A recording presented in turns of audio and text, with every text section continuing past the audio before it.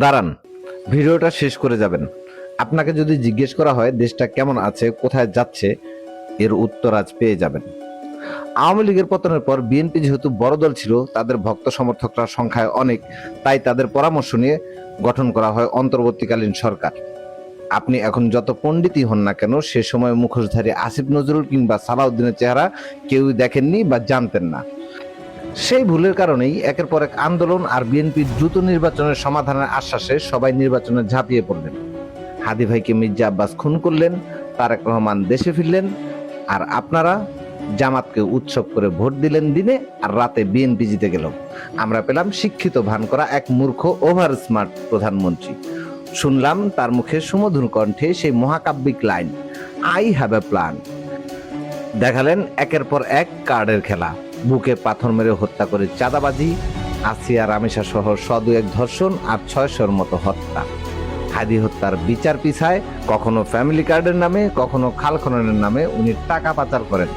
এ সালামের মতো চোরদের কাছে ইসলামী ব্যাংক তুলে দেন, পেট্রোল আর তেলের সিন্ডিকেট করে একের পর এক দাম বাড়াতে থাকেন, আর আমরা হজম করতে থাকি। এরই মধ্যে গুপ্ত সহ নানান বাক্য খেলা খেললেন, হাঁটলেন হাসিনার দেখানো একই পথে। এরই মাঝে অদম্য লুটপাট আর দখলদারি চালিয়ে গেলেন, বিরোধী দমন পীড়ন সহ একই প্যাটার্নে চুরিচামারি। আবার সেই সাথে জুলাইয়ের এক দফার ঘোষক হবার স্বপ্ন দেখে দলে বেরালেন হাসিনার রেখে যাওয়া নাজায়েজ দুই পুত্র নূর আর রাশেদের মতো চাটুকারদের। বিদ্যুৎ বিলে যোগ করলেন সাধারণ জনগণের বাৎসরিক চাঁদা, আর এদিকে আবারও তেল গ্যাস বিদ্যুৎ সংকট।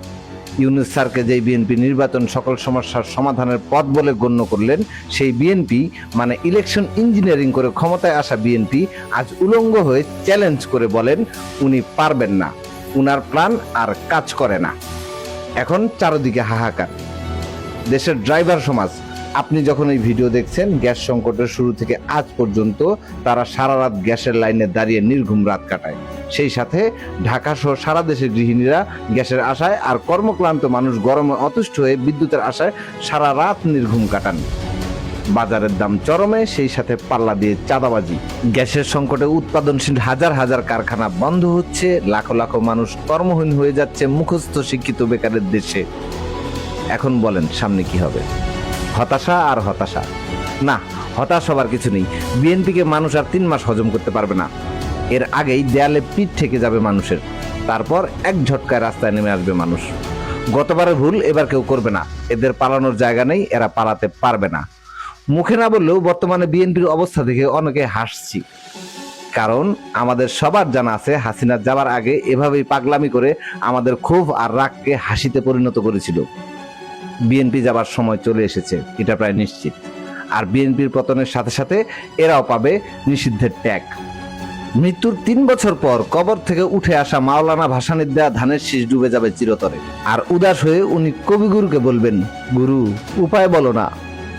গুরু শুধাইবেন, গগনে গরি যে মেঘ ঘন বরষা, একুলে বসিয়া আমি নাহি ভরসা, রাশি রাশি ভাড়া ভাড়া ধানের শীষের হোগা মারা।